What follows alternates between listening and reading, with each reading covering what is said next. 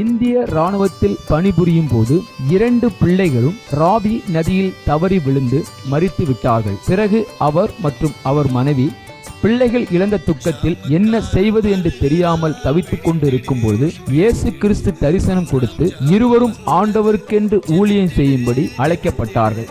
அவர்கள் செய்து வரும் சத்திய வேத ஆராய்ச்சி ஊழியம் ஆண்டவருடைய கிருபையால் வல்லமையாக நடைபெற்று வருகிறது. அவர்கள் கொடுக்கும் ஆண்டவருடைய வார்த்தையை நாம் கேட்போம்.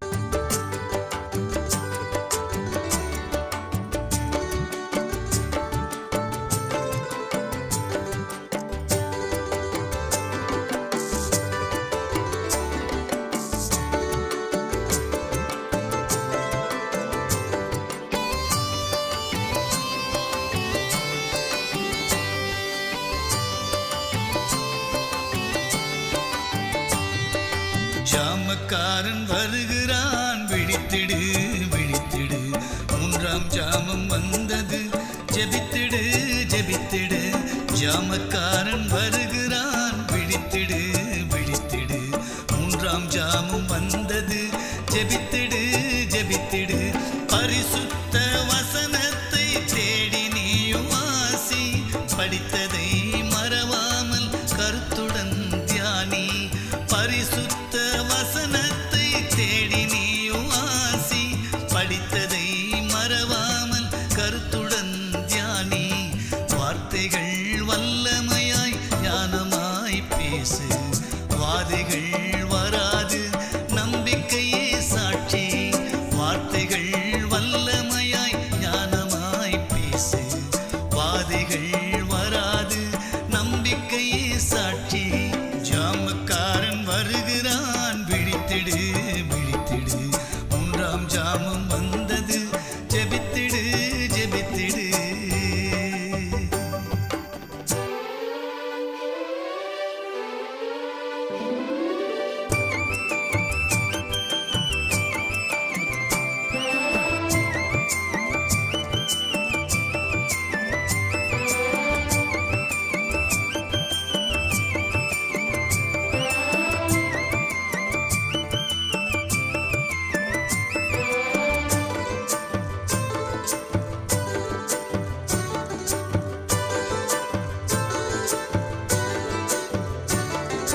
ஜெப ஆவி உலகத்தில் மழையாய் பெய்யணும், ஜகத்தை ரட்சிக்கும் அக்கினி இறங்கணும். ஜெப ஆவி உலகத்தில் மழையாய் பெய்யணும், ஜகத்தை ரட்சிக்கும் அக்கினி இறங்கணும். ஜெபம் செய்யும் வீரர்கள் சபையில் எழும்பணும், ஜெயம் பெற்ற ஸ்திரீகளும் முழங்காலில் நிற்கணும். ஜெபம் செய்யும் வீரர்கள் சபையில் எழும்பணும், ஜெயம் பெற்ற ஸ்திரீகளும் முழங்காலில் நிற்கணும். ஜாமக்காரன் வருகிறான், விழித்திடு விழித்திடு, 3ஆம் ஜாமம் வந்தது, ஜெபித்திடு ஜெபித்திடு.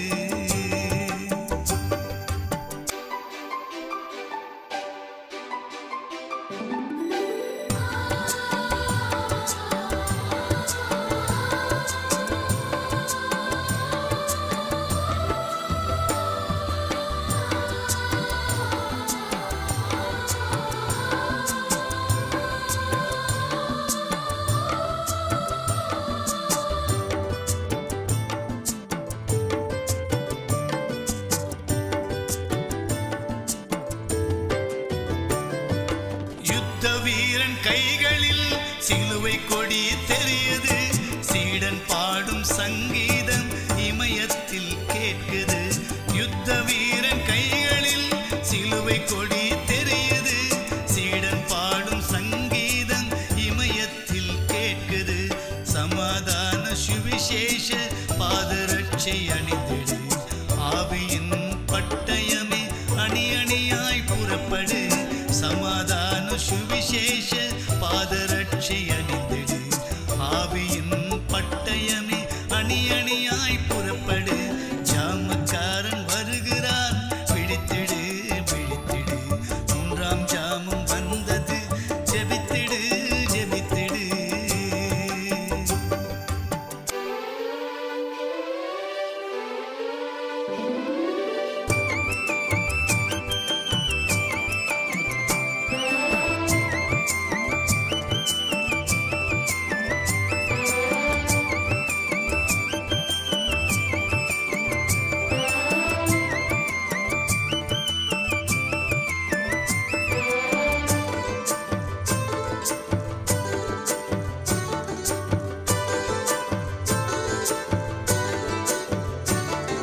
சாத்தான் உன்னை கண்டதும் 7 வழியாய் ஓடணும்.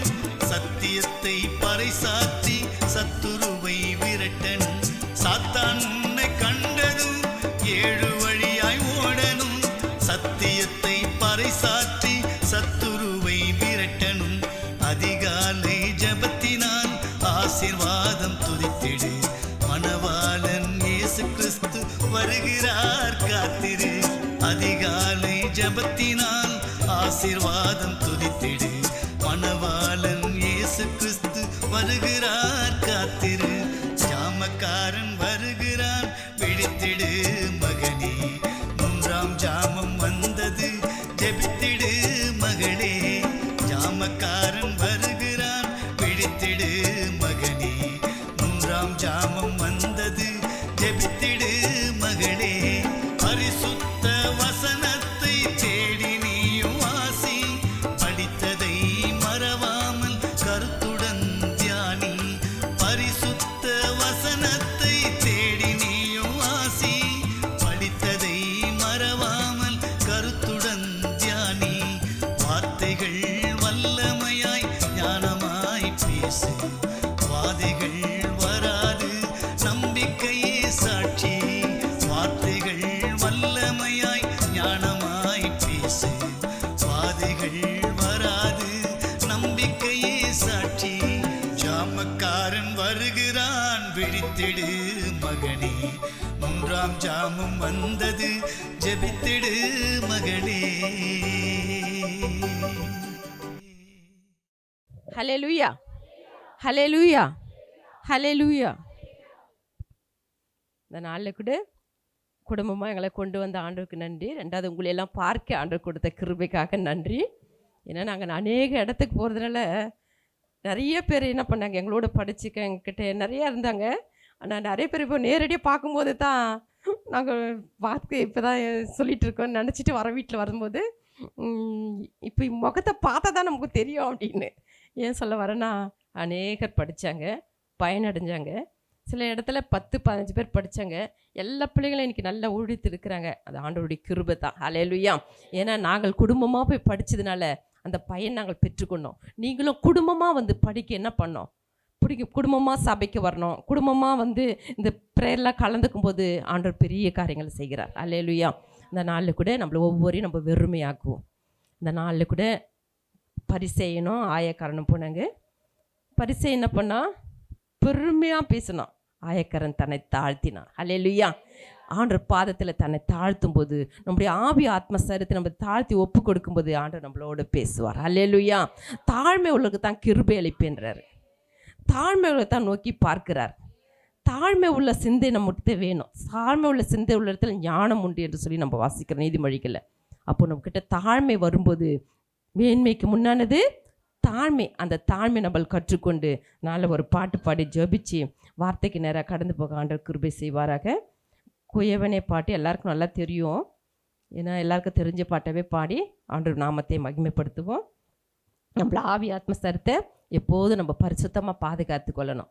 ஏன்னா 95:23 சொல்லுது, நம்ம ஆவி ஆத்மஸ்தரை எப்பவுமே எப்படி இருக்கணும், குற்றம் இல்லாமல் பரிசுத்தமாக நம்மளை பாதுகாத்துக்கொள்ளும். நமக்குள்ள குற்றம் வந்துட்டா வசனம் உள்ளே போகாது, ஜெபிக்கும் போது ஜெபம் உள்ளே போகாது, நம்ம ஜெபிக்கிற ஜெபம் வேஸ்ட்டு, நம்ம துதிக்கிறது வேஸ்ட்டு.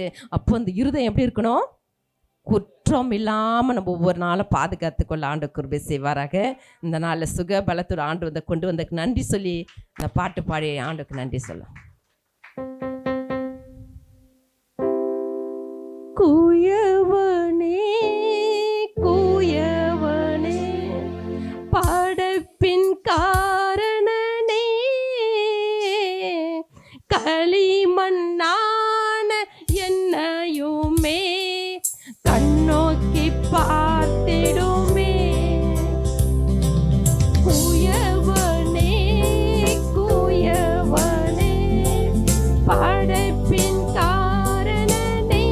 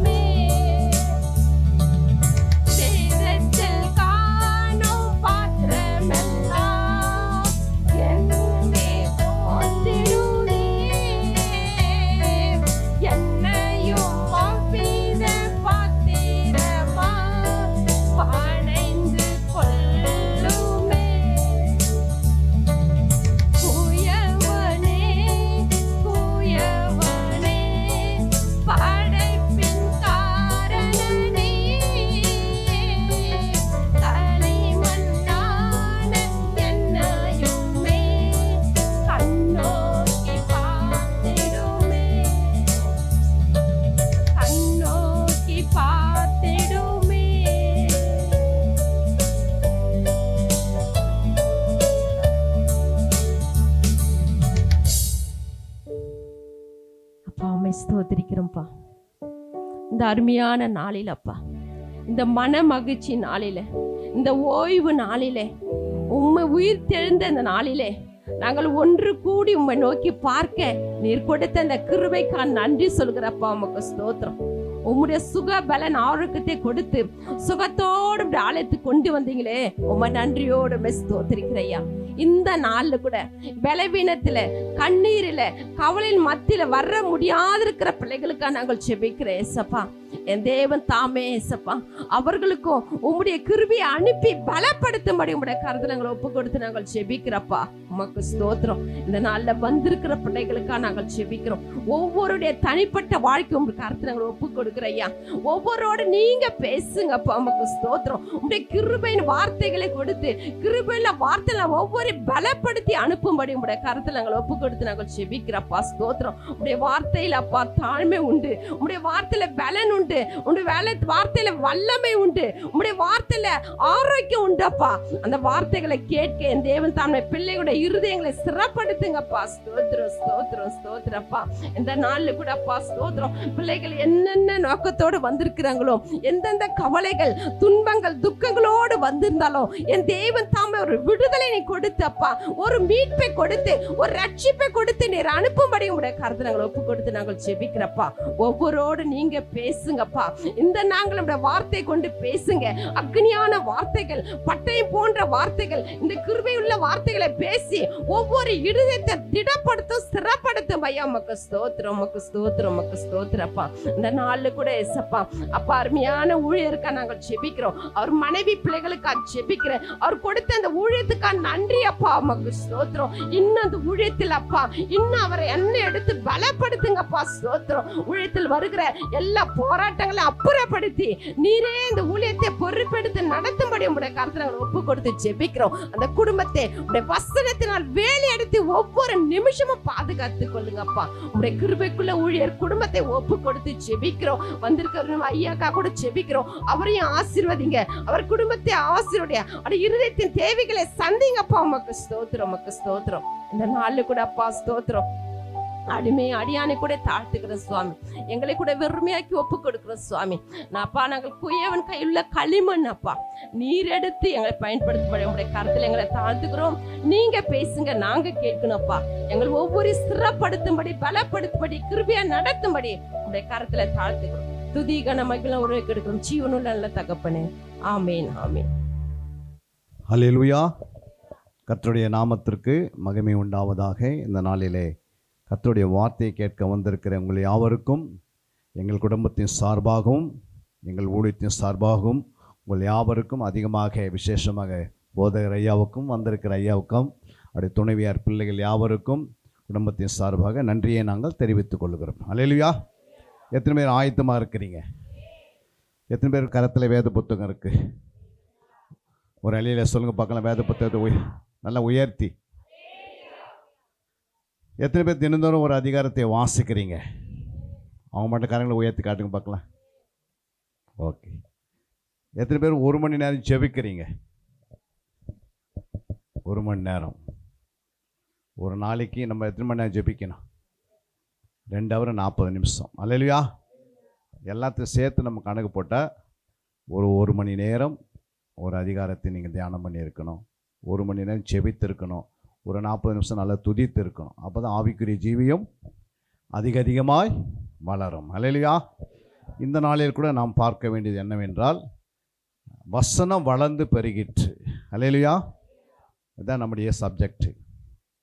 வசனம் வளர்ந்து பெருகிற்று. அப்போஸ்தலர் புஸ்தகத்தில் 12ஆம் அதிகாரம் 24ஆம் வசனத்தை நான் வாசிக்கிறேன். தேவ வசனம் வளர்ந்து பெருகிற்று. அல்லேலூயா. அப்போ தேவனுடைய வசனம் எப்படி வளர்கிறது என்று பார்க்க வேண்டும். வசனம் ஆவியாக இருக்கிறது, ஜீவனாக இருக்கிறது, பலனாக இருக்கிறது. வசனம் எல்லாவற்றுக்கும் நமக்கு பலப்படுத்துகிறது. அல்லேலூயா.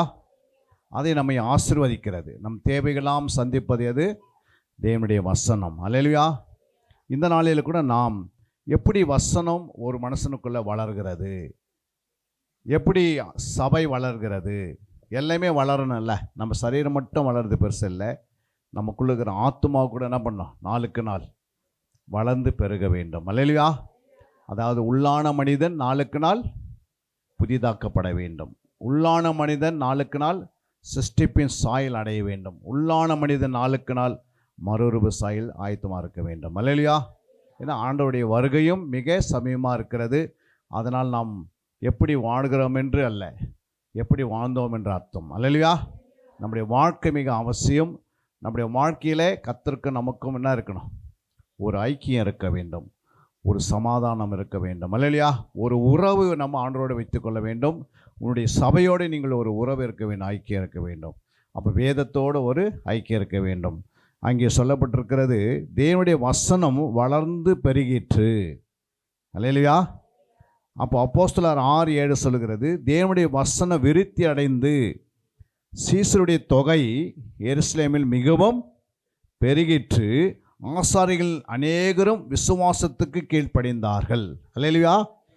இப்போது அங்கே சொல்லப்படுது, சீசருடைய தொகை எப்படி பெருகுதுன்னா, எங்கே தேவனுடைய வசனம் விருத்தி அடைகிறதோ, எங்கே வசனத்தை கொண்டு நீங்கள் சுவிசேஷமாக நீங்கள் அறிவிக்கிறீர்களோ, இல்லை இந்த வசனத்துக்கு நீங்கள் போய் சொல்லுகிறீர்களோ, இல்லை உங்களுடைய குடும்பத்தில் சாட்சியாக ஜீவிக்கிறீங்களோ, நற்கிரிகளை செய்கிறீர்களோ, அங்கெல்லாம் என்ன பண்ண, வசனம் வேகமாக வளரும். வசனம் வளரும் போது ஆத்மா என்ன பண்ண, சபையில் பெருகினே இருக்கும். அல்லேலூயா. அதிகமாக ஆண்டவர் என்ன பண்ணுவார், அந்த வசனம் வளர்கிற இடத்துல தான் சீசர்களுடைய தொகை பெருகிற்று. அல்லேலூயா. இப்போ நம்முடைய ஆவிக்குரிய ஜீவியத்தில் வசனத்துக்கு நீங்கள் எவ்வளோ முக்கியம் கொடுக்குறீங்க அப்படின்னா, நம்முடைய அந்த வசனத்தை நீங்கள் கவனமாக கேட்டு அந்த வசனத்தின்படி வாழ்ந்தீங்கன்னா நிச்சயமாக சாட்சியின் ஜீவம் இருக்கும். அல்லேலூயா. வசனத்தை மற்றவர்களுக்கு சொல்லும் போது அநேக ஆத்துமாக்கள் சபைக்கு என்ன பண்ண முடியும், உங்களை மூலமாக கொண்டு வர முடியும். அல்லேலூயா. வசனம் இல்லாத இடத்துல ஜனங்கள் சீர்கெட்டு போயிடும். அல்லேலூயா. அதனால தான் ஆண்டவர் சொல்கிறாரு, வசனம் விருத்தி அடைந்தது. அப்போஸ்தலர் 19:20 சொல்லுது, இவ்வளவாய் பலமாய் கர்த்தருடைய வசனம் விருத்தி அடைந்து மேற்கொண்டதான். அப்போது இஸ்ரவேல் தேசம் எங்கும் ஜனங்கள் என்ன பண்ணிட்டாங்க, சீசர்களாகிட்டாங்க. அவ்வளோ வேகமாக வசனம் வளர வளர வளர இஸ்ரவேல் தேசம் முழுமையாகவே என்ன பண்ணிட்டாங்க, கர்த்தருக்குள்ளே வந்துட்டாங்க. அல்லேலூயா.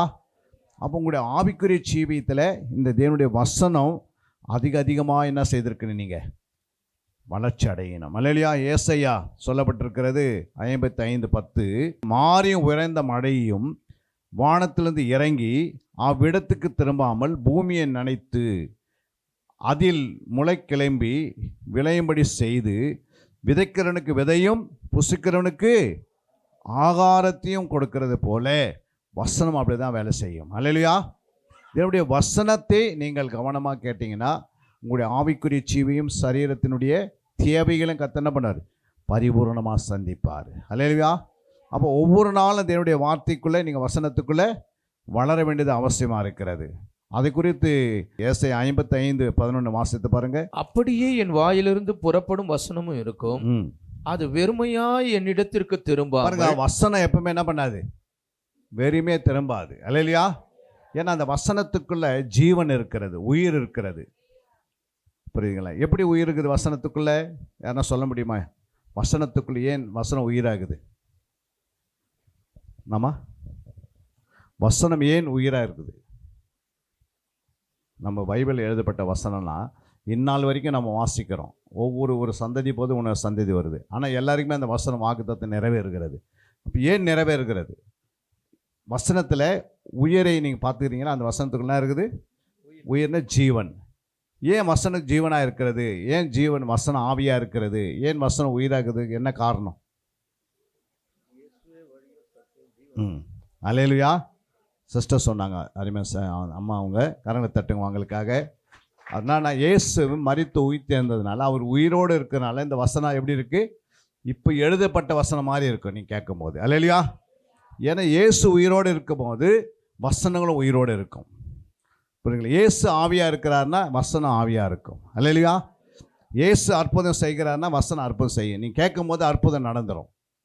வசனம் உங்களுக்குள்ளே போகும்போது நீங்கள் கவனமாக கேட்டிங்கன்னா உங்களுடைய ஆவிக்குரிய ஜீவியத்தில் இந்த வசனம் கேட்க கேட்க கேட்க உங்கள் சரீரத்தில் இருக்கிற அத்தனை வியாதி உங்களை விட்டு என்ன பண்ணிடுது, முற்றிலும் அழிக்கப்படுகிறது. அல்லேலூயா.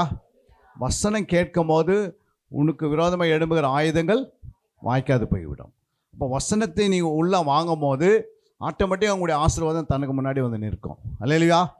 அது எந்த ஆசீர்வாதம் இருந்தாலும் அது ஒரு நாள் தடைப்படாது. அது கர்ப்பத்தின் கனியாக இருக்கலாம், குடும்பத்துக்காக குடும்ப ஆசீர்வாதமாக இருக்கலாம், இல்லை பிள்ளைகள் வேலை ஆசீர்வாதமாக இருக்கலாம். இந்த வசனத்தின்படி உள்ளே போய் அது என்ன பண்ணுது, நம்ம சுபாவங்களை மாற்றுது. அல்லேலூயா. வசனத்துக்குள்ளே ஜீவன் இருக்கிறனால, வசனம் ஆவியாக இருக்கிறனால, வசனம் வல்லமையாக இருக்கிறனால இது நம்முடைய ஆவி ஆத்மஸ்தல் என்ன பண்ணுது, கலந்து நம்ம என்ன பண்ணுது, உருவாக்குறது. அல்லேலூயா.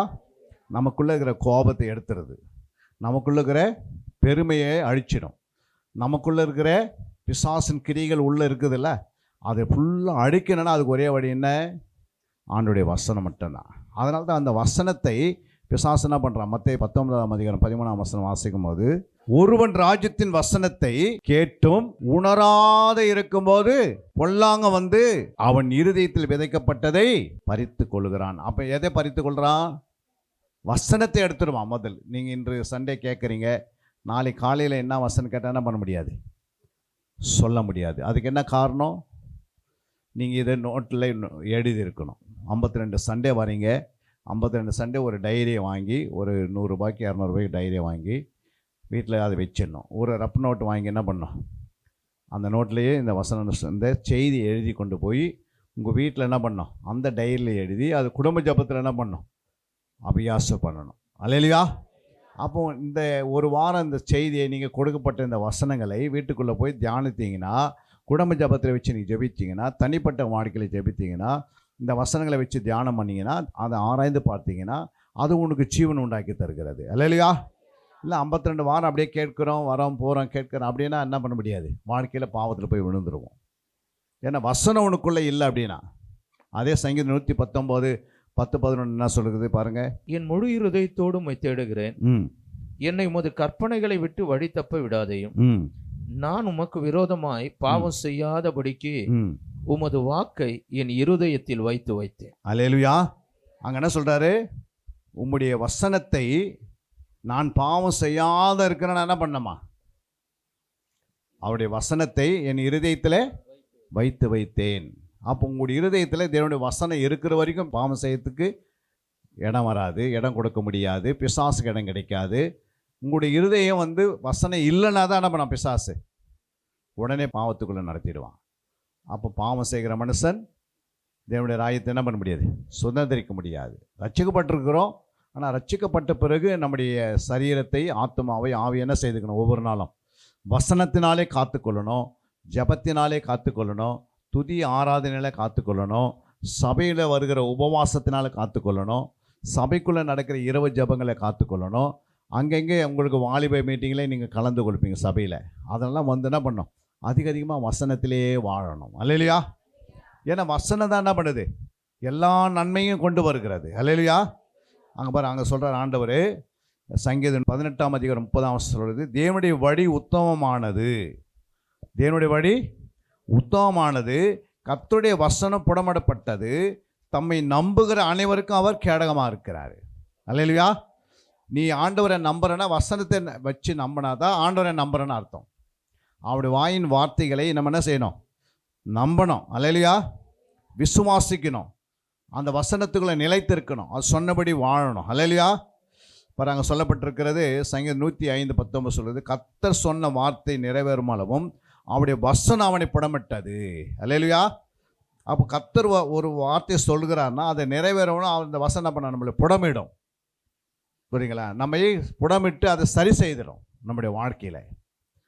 அல்லேலூயா. அதனால தான் வேதத்தில் உள்ள வசனங்களை என்ன பண்ணீங்க, இரவும் பகலமாக இதற்கு நேரங்களை கொடுக்கணும். அல்லேலூயா. பாருங்க, அங்கே சங்கீதம் 119:160 சொல்கிறது, உம்முடைய வசனம் சமூலமும் சத்தியம், உம்முடைய நீதி நியாயமெல்லாம் நித்தியம். அல்லேலூயா. அப்போ உம்முடைய வசனம் வந்து என்னவா இருக்குதுன்னா சத்தியமாக இருக்கிறது. அல்லேலூயா. அப்போ சத்தியத்தை நீங்கள் அறிவி, சத்தியம் உங்களை விடுதலாக்கிடும். அல்லேலூயா. இப்போ வசனத்தை மேலே உங்களுக்கு ரொம்ப கவனமாக இருக்கணும், அதை இரவும் பகலமாக தியானிக்கணும். புரியுங்களா. அப்போ வசனத்தை நீங்கள் ஒரு நாளைக்கு ஒரு அதிகாரத்தை எப்போதும் என்ன பண்ணோம், வேலைக்கு போகிறதுக்கு முன்பாக அதிகாலை 4 மணிக்கு எழுந்து என்ன பண்ணுனீங்க, ஒரு அதிகாரத்தை எடுத்து காலையில் என்ன செய்யணும், தேடி அதை வாசிக்கணும். அல்லேலூயா. ஏசாயா 34:16 சொல்லுகிறது, கர்த்தருடைய புஸ்தகத்திலே தேடி வாசியுங்கள் அப்படின்னு யார் சொன்னது? பிதா சொல்லியிருக்கிறார். பிதா என்ன சொன்னார்? கர்த்தருடைய புஸ்தகத்தில் தேடி வாசிக்கணும். அப்போ தேடி யார் வாசிக்கணும்? பிதாவினுடைய வார்த்தைக்கு யார் கீழ்ப்படிவாங்க? சபை கீழ்ப்படியணும். அல்லையா? ஓ, பிதா சொல்லியிருக்கிறாரு, கர்த்தருடைய புஸ்தகம் என்ன பண்ணுங்க? தேடி வாசிங்க, ஒன்றும் ஜோடி இல்லாதிராது, அப்படி ஆவி அவைகளை சேர்க்கும். அல்லேலூயா. அப்போ கர்த்தருடைய புஸ்தகத்தில், இந்த வேதத்தில் 66 புஸ்தகம் இருக்கிறது. இந்த 66 புஸ்தகத்தை என்ன பண்ண நீங்கள்? ஆண்டவராக இயேசு தேடி வாசிக்கணும். அல்லேலூயா. எத்தனை பேர் தேடி வாசிக்கிறீங்க? அப்படியே வாசிக்கிறவங்க இருக்கிறாங்க, பைபிள் அப்படியே படிக்கிறவங்க இருக்கிறாங்க. ஆனால் தேடி வாசிக்க சொல்லியிருக்கிறதுக்கு ஒரு அர்த்தம் இருக்குது. அல்லேலூயா. அப்போ அந்த தேடி நீங்கள் வாசிக்க ஆரம்பிக்கும் போது தான் சிங்கக்குட்டிகள் தாட்சடைந்து பட்டினியாக இருக்கும், கர்த்தரை தேடுகிறவர்களுக்கோ ஒரு நன்மையும் குறைப்படாது. அப்போ கர்த்தரை எங்கே போய் தேடுறது? கர்த்தரை எங்கே போய் தேடலாம்? வசனத்துக்குள்ளே தான், வேதத்துக்குள்ளே தான் போய் தேட முடியும். இந்த வேத வசனம் தான் உன்னை என்ன பண்ணோம்? நித்திய ஜீவனுக்கு கொண்டு போகும். அல்லேலூயா. இதன்படி வாழாவிட்டால் நமக்கு நித்திய ஜீவன் கிடையாது. புரியுங்களா? ஐயோ, நான் ஐயா எனக்கு ஞானஸ்தானம் கொடுத்துட்டாரு, அது ஒரு உடன்படிக்கை. அல்லேலூயா. பாவத்துக்கு மரித்து நம் நீதிக்கு பிழைக்கணும். புரியுங்களா? அப்போ பிழைக்கணும்னா ஒழுங்கும் கிரமமாக ஆலயத்துக்கு வரணும், விடாமல் முயற்சியோடு வரணும், ஒரு சண்டே கூட வீண் பண்ணக்கூடாது, ஒரு உபவாசத்தை வீண் பண்ணக்கூடாது, ஒரு இரவு ஜபங்களை வீண் பண்ணக்கூடாது. சபையில் என்னென்ன காரியங்கள் நடந்து கொண்டிருக்கிறதோ அத்தனைக்கு நம்ம என்ன செய்யணும்? டைம் கொடுக்கணும். அல்லேலூயா. அப்படி உங்களுடைய வாழ்க்கையை ஆலயத்தோடு இணைஞ்சிடணும், வேதத்தோடு இணைந்துடணும். அப்போ உங்களுடைய வாழ்க்கையில் இப்படி நீங்கள் செய்துக்கினே வந்தீங்கன்னா உங்கள் வாழ்க்கை எப்படி இருக்கும்? ஒரு ஒளியை போல, ஒரு வெளிச்சத்தை போல, ஒரு பிரகாசிக்கிற பிள்ளைகளாக காணப்படுவீங்க. 4 பேருக்கு உப்பாக இருப்பீங்க, 4 பேருக்கு சாட்சியாக இருப்பீங்க, 4 பேருக்கு உதவி கரத்தை நீட்டுகிறவளாக இருப்பீங்க, நற்கிரிகளை செய்வளாக இருப்பீங்க. துர்க்குரியத்துக்கு இடமே கொடுக்க மாட்டீங்க. உங்களை பார்க்கும் போது மற்றவங்களுக்கு எப்படி இருக்கும்? கிறிஸ்து பார்க்குற மாதிரியே இருக்கும். எப்படி பார்க்க? கிறிஸ்துவை போல நம்மளை பார்க்கணும்னு எப்படி பார்க்கணும்? அப்படி சுபாவத்தில் நீங்கள் வளர்ந்துக்கினே வரணும். அல்லேலூயா. பரிசுத்தத்தில் நீங்கள் வளர வளர ஆண்டவர் என்ன பண்ணுவார்? நம்முடைய தேவைகளை தானவே சந்திப்பார். பரிசுத்தவான்களுக்கு எல்லாமே தானவே கிடைக்கும். நீங்கள் போய் ஆண்டவரே எனக்கு அது கூட இது கூட இல்லை. புரியுங்களா? முதலாவது தேவனுடைய ராஜ்யத்தையும் நீதியும் தேடுங்கள், அப்போது இவைகளெல்லாம் கூட கொடுக்கப்படும். புரியுங்களா? தானியேல் எப்படி இருந்தார்? பரிசுத்தமாக இருந்தார், எந்த குற்றமில்லாத வாழ்ந்தார். அவருடைய வாழ்க்கை எப்படி இருந்தது? தானியேல் எப்படி சிங்கக்குழுக்களை போட்டாலும் என்ன பண்ண முடியல? சிங்கம் ஏன் அந்த தானியேலை விழுங்கவில்லை? சொல்லுங்கள் பார்க்கலாம். அவனுக்குள்ளே என்ன இருந்தது? பரிசுத்தம் இருந்தது. அல்லேலூயா. 3 வேளை ஜெபம் பண்ணுறவனா இருந்தான். அதனால தான் பரிசுத்தவான்களை யாராலையும் என்ன பண்ண முடியாது? ஒன்றும் செய்ய முடியாது. அப்போ நீ பரிசுத்தவான்னு பெயர் எடுத்திருக்கிற. அப்போ பரிசுத்தவான்கள் எப்படி இருக்குன்னா, நம்மளை ஒரு வியாதி தொடரணுன்னா அது எப்போ பரிசுத்தம் இல்லைன்னா தான் டக்குன்னு தொட்டுரும். புரியுங்களா? நமக்குள்ள பரிசுத்தத்துக்காக என்ன பண்ணணும்? டெய்லி சுத்திகரிப்பு இருக்கணும். இருக்குதா சுத்திகரிப்பு? அனுதினம் உடைய வாழ்க்கையில் என்ன இருக்கணும்? சுத்திகரிப்பு இருக்கணும். அனுதினம் உடைய வாழ்க்கையில் வேத தியானம் இருக்கணும். அனுதினம் 1 மணி நேரம் நீ என்ன பண்ணியிருக்கணும்? உன் வாழ்க்கையில் ஜெபித்து இருக்கணும். நல்ல வசனங்களை வாசிக்கணும்.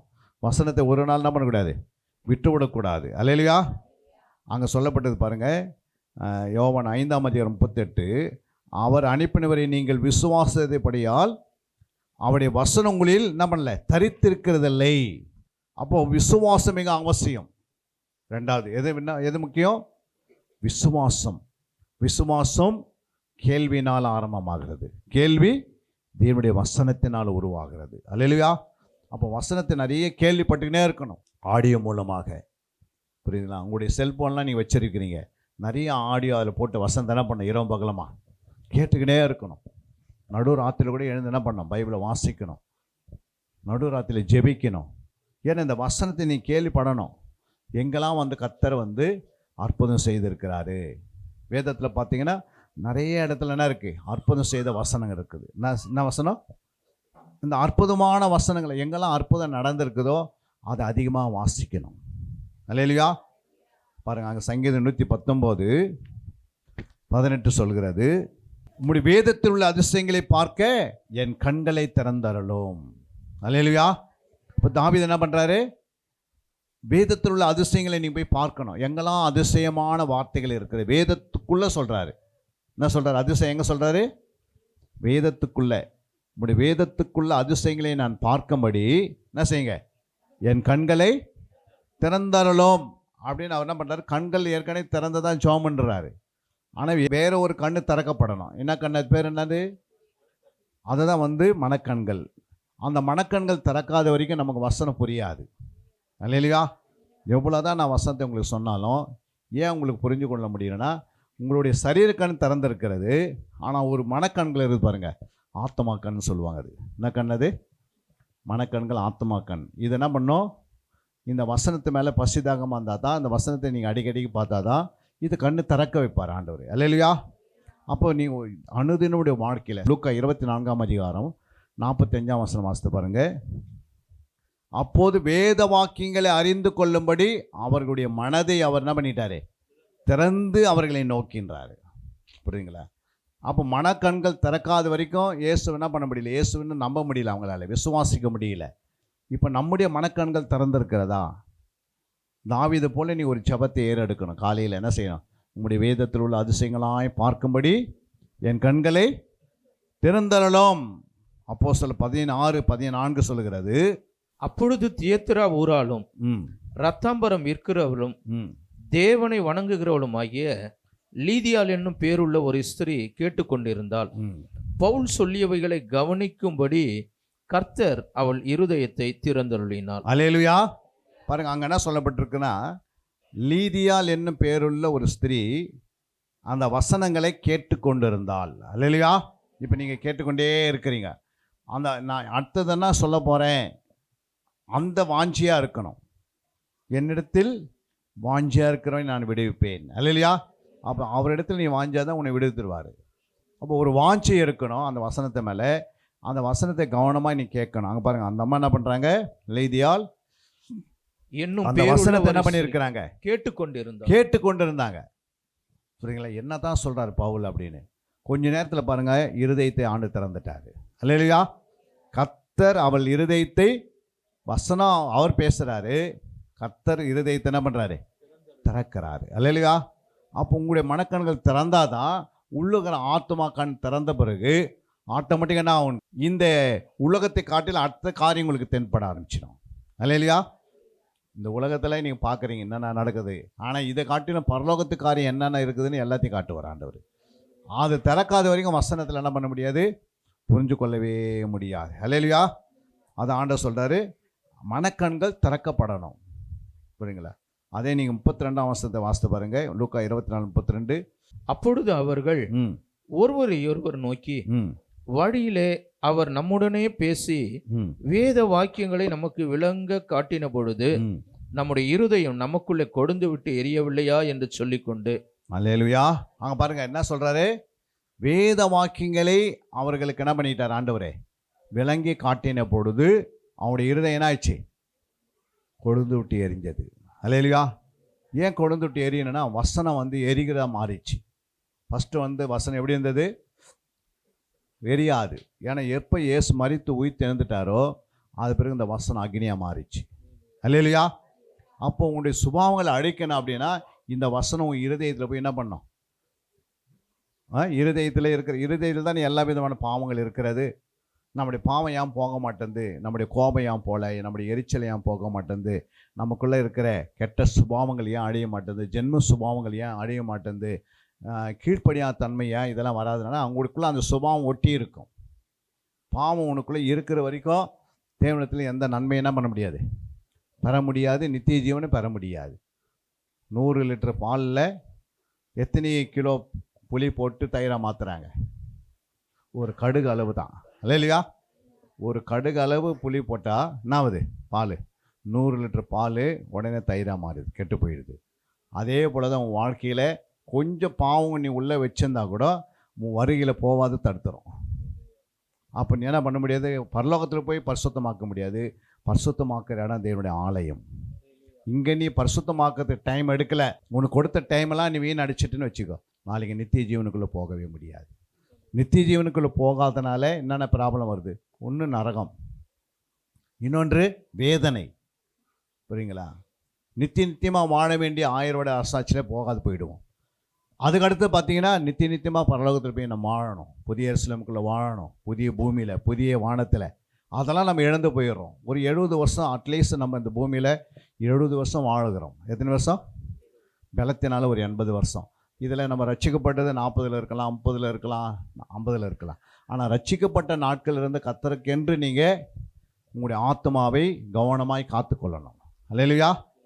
உன் ஆத்மாவுக்காக நீ உட்காரத்து நேரத்தை கொடுக்கல அப்படின்னா உன் ஆத்மா என்ன பண்ணும்? பாவத்தில் விழுந்துடும். அல்லேலூயா. உள்ளே இருக்கிற ஒரு ஆத்மா மனுஷன் இருக்கிறான், வெளியே இருக்கிற சரீர மனுஷன் இருக்கிறான். அதை 2 கொரிந்தியர் 4:16 வாசிக்கிறோம். ஆனபடியினாலே நாங்கள் சோர்ந்து போகிறதில்லை. எங்கள் புறம்பான மனுஷனானது அழிந்தோம், உள்ளான மனுஷனானது நாளுக்கு நாள் புதிதாக்கப்படுகிறது. அல்லேலூயா. ஆண்டவர் சொல்றாரு, சொல்லுங்கம்மா, நாங்கள் சோர்ந்து போகிறதில்லை. அல்லேலூயா. நாங்கள் என்ன பண்ண மாட்டோம்? நம்பலாம், சோர்ந்து போகிறதில்லை. வாசிங்க. எங்கள் புறம்பான மனுஷனானது அழிந்தோம். பாருங்க, புறம்பான மனுஷன் அப்படின்னா என்ன? இங்க பாருங்க, எல்லாம் புறம்பான மனுஷனா யாரு? நம்ம சரீரம் தான். என்னது புறம்பான மனுஷன்? அழிந்து அப்படின்னா என்ன பண்ண? அது அழிக்கக்கூடியது. புரியுங்களா? ஐயாவை நாங்கள் பார்க்கும்போது ஒரு 15 வருஷம் ஆயிடுச்சு இல்லைங்க ஐயா? அப்போ நான் பார்க்கும்போது வெள்ளை முடி இருந்தது, கருப்பு முடி இருந்தது. இப்போ என்ன வெள்ளை முடி ஆயிடுச்சு. அப்போ முடி மாறுதா இல்லையா? அந்த வயசு ஆக ஆக சரீரெல்லாம் சுருங்குது, கிட்னிலாம் என்ன பண்ணுது? 100% வேலை செய்யாது. புரியுங்களா? இருதயம் எப்படி வேலை செய்யும்? ரத்தம் எப்படி வேலை செய்யும்? வயசு ஆக ஆக ஆக என்ன பண்ணோம்? நம்முடைய பாடியில், சரீரத்தில் அழிவுக்கு முன்னாடி போயினே இருக்குது. சரீரம் ஆட்டோமேட்டிக்காக அழிவுக்கு முன்னாடி போயிடுது. ஆனால் ஆண்டவர் அந்த பவுல் அந்த அழிவு குறித்து சொல்லலை. பாவம் என்ற ஒரு அழிவு தான், அதை அழிச்சிடணும். அல்லேலூயா. ஒன்று நேச்சுரலாக நமக்குள்ளே அழியக்கூடியதெல்லாம் என்ன பண்ண? வயசு ஆக ஆக என்ன பண்ணுது? தானாகவே பாடி மாறுதா இல்லைங்களா? முகம் மாறுது, எல்லாமே மாறிடும். புரியுங்களா? இப்போ நீங்கள் இருக்கிறீங்க, ஒரு 80 வயசு, 60 வயசு, 70 வயசில் பார்த்தா எப்படி இருப்பீங்க? நீங்களாமா அப்படின்னு கேட்குற அளவுக்கு இருக்கும். அல்லேலூயா. அப்போது புறம்பான மனுஷன் நாளுக்கு நாள் என்ன பண்ணணும்? அழியணும். உள்ளான மனுஷன் நாளுக்கு நாள் புதிதாக்கப்படணும். அப்படின்னா என்ன? உள்ளான மனுஷனுக்குள்ள பாவமோ, எந்த விதமான அக்கிரமமோ, எந்த வித மீறுதலோ, எந்த ஒரு கீழ்ப்படைய தன்மைகளோ, இல்லை ஜெபிக்காத தன்மைகளோ, வேதத்தை இதெல்லாம் என்ன பண்ணோம்? நம்முடைய ஆவிக்குரிய ஜீவியத்தில் உள்ளான மனுஷன் வளரணும். நீங்கள் சான்ஸ் விட்டுட்டிங்கன்னா உள்ளுக்கிற மனுஷன் எப்படி இருப்பான்? வெளியே இருக்கிற மனுஷன் மட்டும் ஆகாரத்தை கொடுத்து, அவனுக்கு நல்லா ட்ரெஸ்ஸை கொடுத்து, வெளியே இருக்கிற மனுஷன் நல்லா குளிப்பாட்டி நல்லா அவனை வச்சுக்கினா நல்லா தான் இருப்பான். ஆனால் உள்ளே இருக்கிற மனுஷனுக்கு அப்படி கிடையாது. உள்ளே இருக்கிற மனுஷனுக்கு ஒரே வழி தேவனுடைய வசனம் தான்.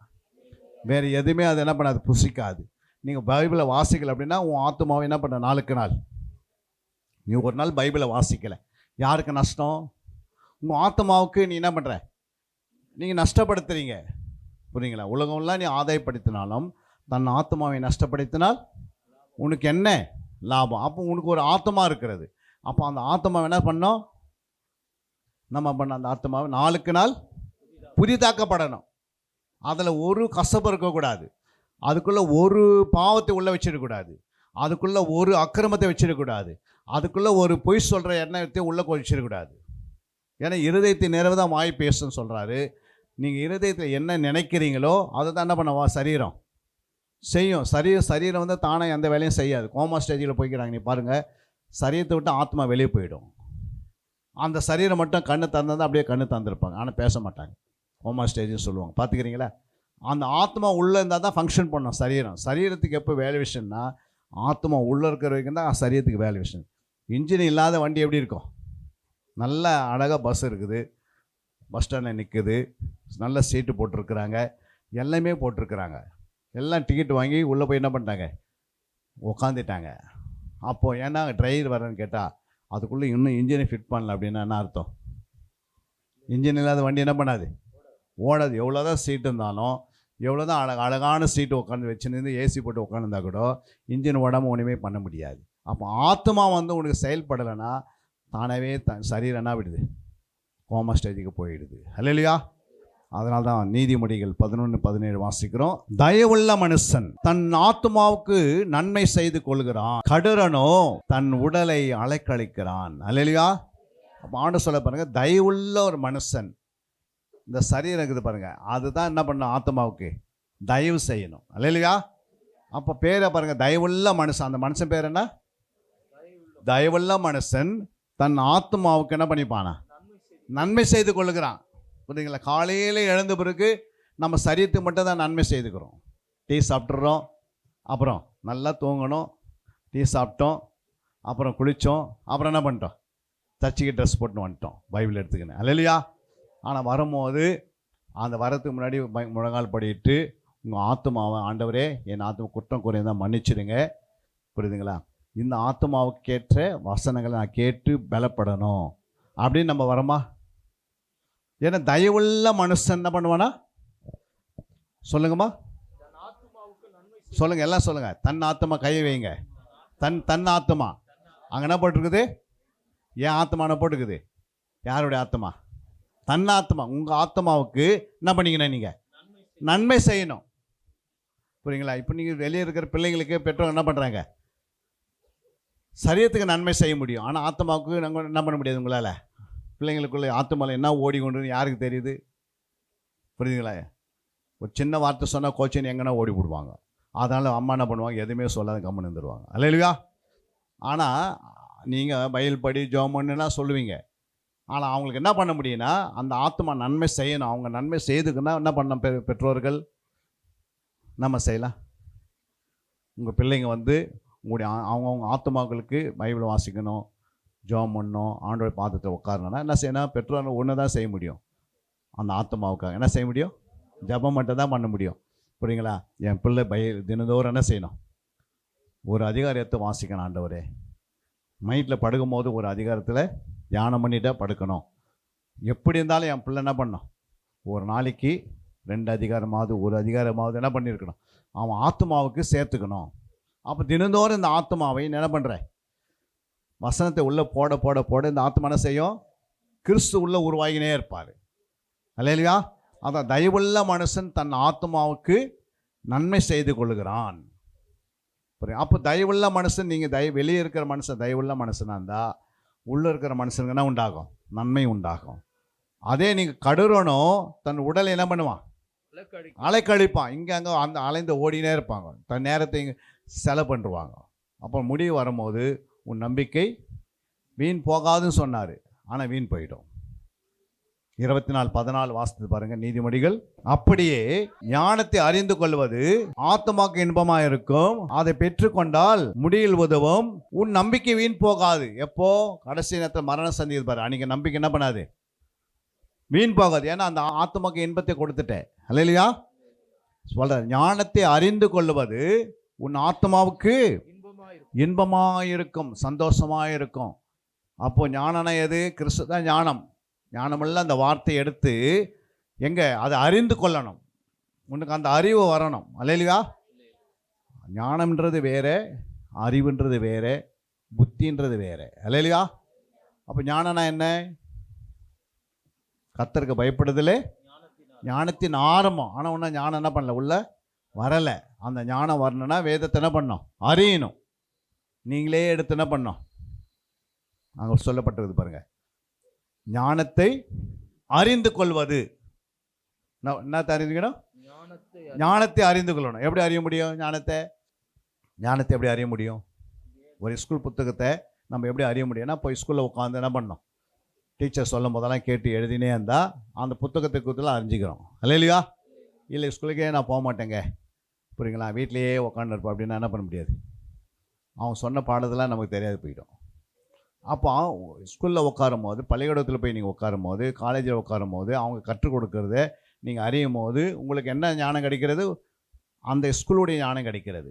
புரியுங்களா? ஆனால் தேவ சமூகத்தில் உட்காந்து நீங்கள் இந்த வேதத்துக்கு இரவு பக்கம் உட்காந்து கற்றுக்கொள்ளும் போது, அதை அறிந்து கொள்ளும் போது இந்த தேவ ஞானம் உள்ள வருது. அல்லேலூயா. எல்லா ஞானத்தை காட்டிலும் தேவ ஞானம் பெரிதாக இருக்கிறது. உலக ஞானம், மனுஷனுடைய பர்சனல் ஞானம், தனிப்பட்ட ஞானம், தேவனுடைய ஞானம். அப்போ எந்த ஞானம் நமக்கு வேணும்? தேவ ஞானம் வேணும். அப்போ சாலமோனுக்குள்ளே தேவ ஞானம் இருந்தது. அந்த ஞானத்தை பார்க்கறது எத்தனை பேர் வந்தாங்க? உலகெல்லாம் வந்துச்சு. ஏன்னா ஞானத்தில் அவன் சிறந்தவனாக இருந்தான். யோசிப்படுத்த ஞானம் இருந்தது. இயேசு கிறிஸ்து நீ பார்த்தீங்கன்னா 2ஆம் அதிகாரம் 52 வாசித்த லூக்கால, இயேசுவானவர் ஞானத்திலும் வளர்த்திலும் தேவ கிருபையிலும் மனுஷ தயவிலும் அதிகமாய் விருத்தி அடைந்தார். அல்லேலூயா. அப்போ இயேசுவானவர் என்ன பண்றாரு? ஃபர்ஸ்ட் இடத்துக்கு என்ன சொல்றாரு? இயேசுவானவர் ஞானத்திலும்.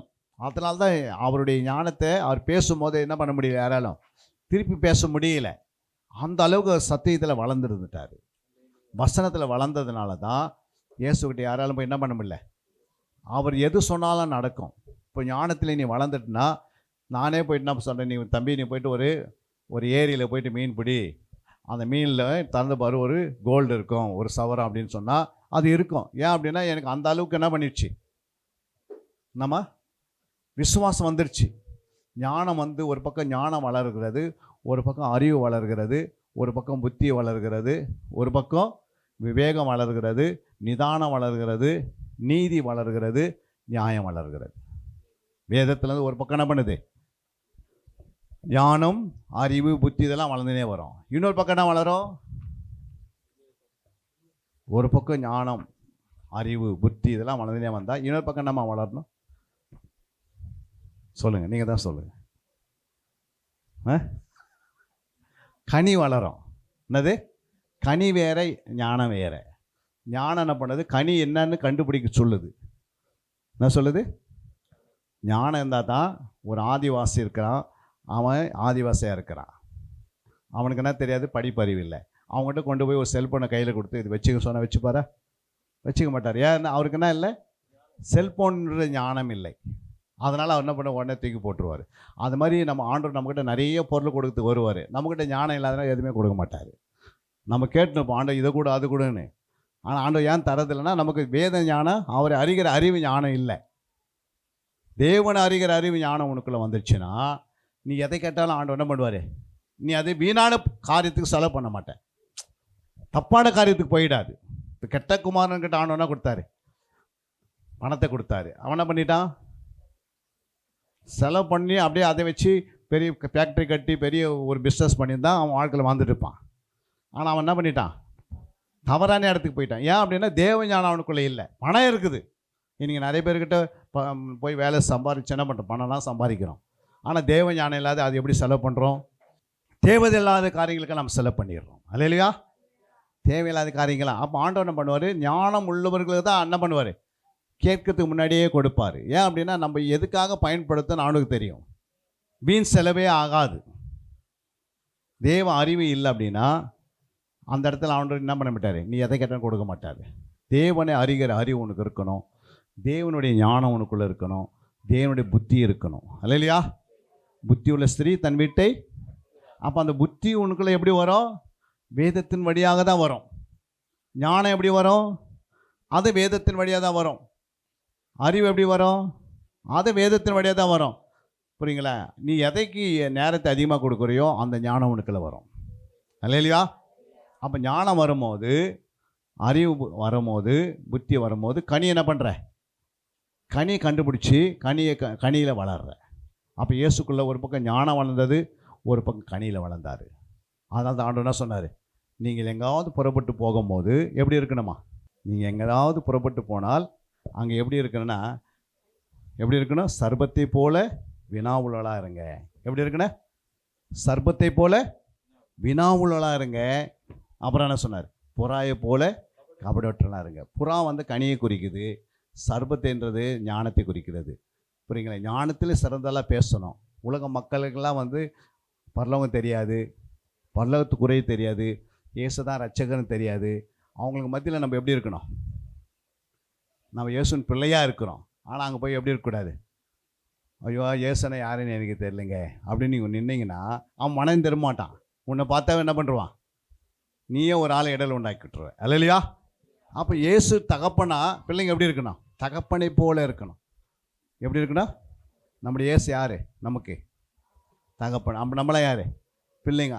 இயேசுனா அப்படி எனக்கு அப்படின்னா எங்களுக்கு ஒன்றே தெரியாதுங்க. அவர் எப்படிங்க பிறந்தார், யோவான் 1ஆம் அதிகாரம் 14ஆம் வசனம் என்ன சொல்லுது பாருங்கள். இயேசு எப்படி பிறக்கிறார் பாருங்கள். அந்த வார்த்தை மாம்சமாகி பாருங்க, அந்த வார்த்தை என்ன ஆயிடுது? அப்போ அந்த வார்த்தையில் தான் என்ன இருக்குது? வார்த்தைக்குள்ள என்ன இருக்குது? மாம்சம் இருக்கிறது. ஒரு உருவம் இருக்கு, சாயல் இருக்கிறது. எங்கன்னா வார்த்தை மாம்சம் மாறுமாமா? சொல்லுங்க, மாறுமா மாறாதா? நீங்கள் சொல்லுங்கப்பா. வார்த்தை மாம்சமாக நம்ம ஒரு சரீரத்தை கொண்டு வருமா கொண்டு வராதா?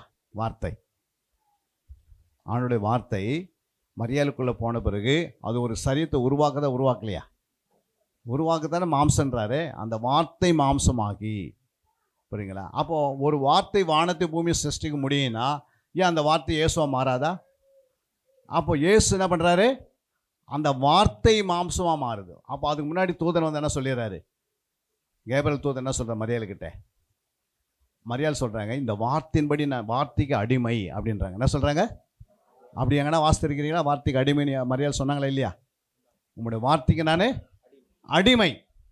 அப்போ உடனே சொல்கிறாரு, உன்னதமானுடைய பலன் உண்மையில் வரும். அப்போ பிதாவுடைய வல்லமை வரும். அல்லேலூயா. பிதா கிட்ட என்ன இருக்குது? ஒரு வல்லமை இருக்குது. அந்த வல்லமை அது உருவாக்கும். புரியுங்களா? பரிசுத்த ஆவியானவர் உன்னிடத்தில் நிழலிடுவார். நிழலிடுவார். அப்போ ஆவியானும் உள்ள வராரு, பிதாவும் தன்னை பாதுகாக்கிறாரு, இயேசு வார்த்தை உள்ள இருக்கிறார். 3 பேரும் சேர்ந்து இயேசு உருவாக்குறாங்க. அல்லேலூயா. அப்போது ஒரு 9-10 மாதம் ஆனது இயேசு உள்ள பிறக்கிறாரு. அப்போ இயேசு எப்படி பிறந்தார்? ஏசாயா 7ஆம் அதிகாரம் 14, 13, 14 சொல்லுது பாருங்க. அப்பொழுது ஏசாயா, தாவீதின் வம்சத்தாரை கேளுங்கள், தாவீதின் வம்சத்தாரை கேளுங்கள், நீங்கள் மனுஷரை விசனப்படுத்துகிறது போதாதென்று என் தேவனையும் விசனப்படுத்த பார்க்கிறீர்களோ? ஆதலால் ஆண்டவர் தாமே உங்களுக்கு ஒரு அடையாளத்தை கொடுப்பார். பாருங்க, ஆண்டவர் தாமே உங்களுக்கு என்ன கொடுப்பாரு? ஒரு அடையாளத்தை கொடுப்பார். இதோ ஒரு கன்னிகை கர்ப்பவதி. பாருங்க, அங்க சொல்றாரு 700 ஆண்டுக்கு முன்னாடி ஒரு தீர்க்கதரிசி ஏசாயா ஒரு தீர்க்கதரிசி இருந்தாரு. 700 ஆண்டுக்கு முன்னாடியே என்ன சொல்றாரு? ஒரு கன்னிகை என்ன பண்ணுவாங்களா? கர்ப்பவதியாகி. கர்ப்பவதியா? கன்னிகை எங்கன்னா கர்ப்பவதி ஆக முடியுமா? அவங்களுக்கு திருமணம் ஆகணும். அப்போ தான் என்ன பண்ண முடியும்? 2 பேரும் ஒன்றா சேர்ந்தா தான் கர்ப்பம் வாங்க முடியும். ஆனால் இங்கேயும் சொல்கிறா பாருங்க, ஒரு கன்னிகை கர்ப்பவதி ஆகி ஒரு குமாரனை பெறுவாள். ஒரு குமாரனை பெறுவாள். அவருக்கு இம்மானுவேல் என்று பேரிடுவார். பாருங்க, அவருக்கு என்ன பேரு? இம்மானுவேல். அப்போ 700 ஆண்டுக்கு முன்னாடி இயேசு பிறக்கிறத குறித்து எழுதுறாரு ஏசாயா தீர்க்கதரிசி. நம்ம அந்த அளவுக்கு பாருங்க, இயேசு எப்படி பிறக்கிறார்? ஒரு கன்னிகை கர்ப்பவதி ஆகிடுவாங்க. அதுக்கு அடுத்த வசனம் பாருங்க. தீமையை வெறுத்து நன்மையை தெரிந்து கொள்ள அறியும் வயது மட்டும். நன்மை தெரிந்து கொள்ள வயது மட்டும் அவர் வெண்ணையையும் தேனையும் சாப்பிடுவார். அல்லேலூயா. அப்போ இயேசு என்ன சாப்பிடுவார்? ஏன் வெண்ணையும் தேனும் சாப்பிடணும்? ஏமா வெண்ணையும் தேனும் சாப்பிடணும்? நீங்கள் யோசித்து பாருங்க. சாப்பிட்றது குறித்து எழுதி வச்சிருக்கிறார் ஆண்டவர். கடவுள் ஒருத்தர் இயேசு இம்மானுவேல்னு ஒருத்தர் பிறக்க போகிறாரு கன்னிகை வயிற்றில். அந்த கன்னிகை வயிற்றில் பிறக்கிற குழந்தைக்கு என்ன கொடுக்கணுமா? வெண்ணெய் கொடுக்கணும். அப்புறம் என்ன கொடுக்கணும்? ஏன் வெண்ணெய் கொடுக்கணும்? வெண்ணெய் ஏன் கொடுக்கணும்? ஏன் தாய்ப்பால் கொடுக்கக்கூடாதுன்னு சொல்லக்கூடாதா? சொல்லாமல் சொல்லக்கூடாதா? ஒரு குழந்தை பிறக்கும் போது தாய்ப்பால் என்ன பண்ணுவாங்க? தாய்ப்பால் கொடுப்பாங்க. ஏன் கொடுக்கல? ஏன் வெண்ணெய் சாப்பிடணும்னா, வெண்ணெய் எங்கேருந்து உருவாகுதுன்னா, பால் செத்த பிறகு தான் என்ன வருது? பால் முதல் சாகணும். அப்போ பாலை நல்லா நீங்கள் காசும் போது என்ன பண்ணுது? பால் செத்து அப்புறம் என்ன உண்டாகுது? தயிரோ ஏதோ ஒன்று உண்டாக்கி அதிலேருந்து என்ன பண்ணுறோம்? வெண்ணெயை உருவாக்கி அந்த வெண்ணெயை கொடுன்றாங்க. 10 லிட்டர் பால் நீங்கள் காசுனீங்கன்னா எவ்வளோ வெண்ணெய் கிடைக்கும்? ஒரு 1 லிட்டர் பாலில் எவ்வளோ வெண்ணெய் கிடைக்கும்? ஒரு 100 கிராம் கிடைக்குமா? ஆனால் ஆண்டவர் பாருங்கள், பாலை குடிக்காத, நீ எதை குடி? வெண்ணெயை சாப்பிடு, தேனை சாப்பிடுன்றார். தேன் எப்படி இருக்குது? அப்போ அந்த வெண்ணெயிலையும் ஒரு மனுஷனுடைய மிருகத்துடைய பாவம் இல்லை. வெண்ணெய் உருவாங்கின பிறகு பால் செத்த பிறகு பாலில் என்ன பண்ணுது? அந்த மாட்டினுடைய சுபாவம் அழிஞ்சிடுது. அல்லேலூயா. அப்போது அவர் வெண்ணெய் கொடுக்கும்போது வெண்ணெய்க்குள்ளே என்ன இருக்காது? மாட்டுடைய சுபாவம் இருக்காது. அல்லேலூயா. நம்ம எதை அதிகமாக சாப்பிட்றோமோ அந்த சுபாவம் நமக்குள்ள வெளிப்படும். அல்லேலூயா. அதுவும் ரத்தத்தை தான் கலக்குது. என்னப்பா? அப்போ ஆண்டவர் பாருங்க, வெண்ணெயை சாப்பிட்டாரு. அப்புறம் தேனுக்குள்ளே என்ன இல்லை? பாவம் இருக்குமா? தேனில் இருக்காது. ஆனால் மரியாளுக்குள்ளே பாவம் இருக்குது. ஏன் மரியாளுக்குள்ளே பாவம் இருக்குது? மரியாள் யாருடைய பிள்ளை? மரியாள் யாருடைய பிள்ளை? மரியாள் தான் பெற்றெடுக்கிறாங்க இயேசுவை. இப்படியெல்லாம் கொஸ்டினே கேட்கும்போது தெரியாது. எந்த பிசாசுக்கு எப்படி இருக்கும்? கொண்டாட்டமாக இருக்கும் இல்லை? உலக மக்கள் என்ன பண்ணுவாங்க, ஐயோ எனக்கு என்னமே தெரியல இவங்களுக்கு. புரியுங்களேன்? யோசித்து பாருங்கள், இந்த மரியாள் யாருடைய மகள்னா ஆதாமுடைய மகள். அல்லேலூயா. ஆதாமுடைய பேத்திங்க தானே. ஆதாமுடைய சுபாவம் மரியாளுக்குள்ளே வந்திருக்குமா, வந்திருக்காதா? மரியாள் எப்படி பிறந்தாங்க? எப்படிமா பிறந்தாங்க? 51:5 வாசித்து பாருங்க. சங்கீதம் 51:5 என்ன சொல்லுது? இதோ பாருங்க, நான் துர்க்குலத்திலே உருவாகினேன். யார் சொல்ற? தாவீது சொல்றாரு. புரியுங்களா? தாவீது சொல்றாரு, நான் துர்க்குணத்தில் உருவானேன், என் தாய் என்னை பாவத்தில் கர்ப்பம் தரித்தாள். அப்போ இயேசுவை தவிர மீது எல்லா பிள்ளைகளும் எப்படி பிறந்தாங்க? இயேசுவை தவிர மீது எல்லா பிள்ளைங்க எப்படி பிறந்தாங்க? பாவத்தில் பிறந்தாங்க. அதனால அந்த பாவத்தின் வித்து மரியாளுக்குள்ள ரத்தத்தில் இருக்குமா, இருக்காதா? அந்த ரத்தத்தில் தான் பால் உருவாகுது. அப்போ பால் அவங்களுக்கு என்ன பண்ணாது, உற்பத்தி ஆகாதனால தான் ஆண்டவர் என்ன சொல்கிறார், வெண்ணியும் தேனும் கொடு. ஏன்னா மரியாதை ரட்சிக்கப்படுறதுக்கு இயேசு என்ன பண்ணோம்? மரியாள் ரட்சிக்கப்பட்டு பரலோகத்துக்கு போனால் இயேசு என்ன செய்யணும்? அவங்களுக்காக சிலுவையில் போய் மறிக்கணும். மரியாதை பரலோகத்துக்கு போகிறதுக்கு.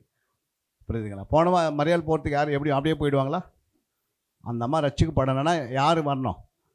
இயேசுன்ற ரத்தம் சிந்தணும். ரத்தம் சிந்தது இல்லாமல் பாவமன்னிப்பு இல்லை. அப்போ இயேசு போய் மரியாளுக்கே ரத்தம் சிந்துறாருன்னா நமக்கு எல்லாருமே சிந்துறாரு. அல்லேலூயா. அப்போ இயேசு வந்து பரிசுத்தமுள்ள தேவன். வார்த்தையினாலே உருவாகிறாரு, ஆவினாலே உருவாகிறாரு. அல்லேலூயா. அவருக்குள்ள எந்த என்ன இல்லை, பாவமோ மீறுதலோ அக்கிரமம் எதுவுமே கிடையாது. கர்ப்ப பை என்பது ஒரு பிளாஸ்டிக் பை மாதிரி. அதுக்குள்ளே என்ன பண்ணாது, யாருடைய ரத்தம் தாயுடைய ரத்தம் அதுக்குள்ளே போகுமா? கர்ப்ப பை எப்படி இருக்கும் பார்த்துக்கிறீங்களா? நிறைய பேர் பார்த்துருப்பீங்க. பார்த்து போய் கேட்டு பாருங்கள். அது வந்து ஒரு பிளாஸ்டிக் பை மாதிரி இருக்கும். அல்லேலூயா. ஒன்லி மழையாக சாப்பிட்ற ஆகாரம் மட்டும்தான் குழந்தைக்கு போகும், தவிர இது எதுவுமே ரத்தம் சம்மந்தப்பட்டு உள்ளே போகாது. யோசித்து பாருங்கள். அது வார்த்தையின் வித்து. அது என்னது? வார்த்தை வித்தா மாறுகிறது. மாசுங்க அந்த வசனத்தை. 1 பேதுரு 2:1-23. அடிவுள்ள வித்தினால் அல்ல, அழிவுள்ள வித்தினால் அல்ல, என்றென்றைக்கும் நிற்கிறதும் என்றென்றைக்கு நிற்கிறதும் ஜீவனுள்ளதுமான தேவ வசனமாகிய அடிவில்லாத வித்தினாலே மறுபடியும் ஜெனிப்பிக்கப்பட்டு. அப்ப தேவனுடைய வசனம் என்னது? அழிவில்லாத வித்து. அல்லேலூயா. நமக்குள்ள அந்த வித்து விழுந்திருக்கிறது. எத்தனை பேர் விசுவாசிக்கிறீங்க? கிறிஸ்துடைய வித்து யாருக்குள்ள வந்துடுச்சு? அதனால தான் அங்கே 3:15 வாசிக்கிறோம். ஆதியாகமம் 3:15 வாசிக்கும் போது, உனக்கும் ஸ்திரீக்கும் உன் வித்துக்கும் அவள் வித்துக்கும் பகை உண்டாக்குவேன். அவர் உன் தலையை நசுக்குவார். அவர் என்ன பண்ணுவாரு? உன் தலையை நசுக்குவார். அப்போ இயேசு என்ன பண்றாரு?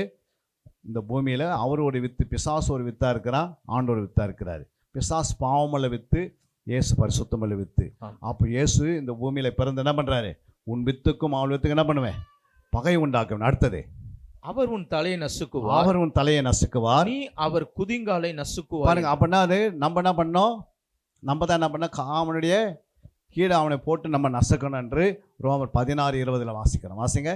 சமாதானத்தின் தேவன் சீக்கிரமாய் சாத்தானை உங்கள் கால்களின் கீழே நசுக்கி போடுங்க. நம்ம காலின் கீழே என்ன பண்ணாம? எத்தனை பேர் நீங்க நசுக்கிறீங்க பிசாசை காலின் கீழே? இல்லைன்னா உங்களை நசைன்னு இருக்கிறானா? நீங்கள் பிசாசு உங்களை நசுக்கிறானா, இல்லை அவனை சீக்கிரமாக காலின் கீழே நீங்கள் நசுக்க ஆரம்பிச்சிட்டிங்களா?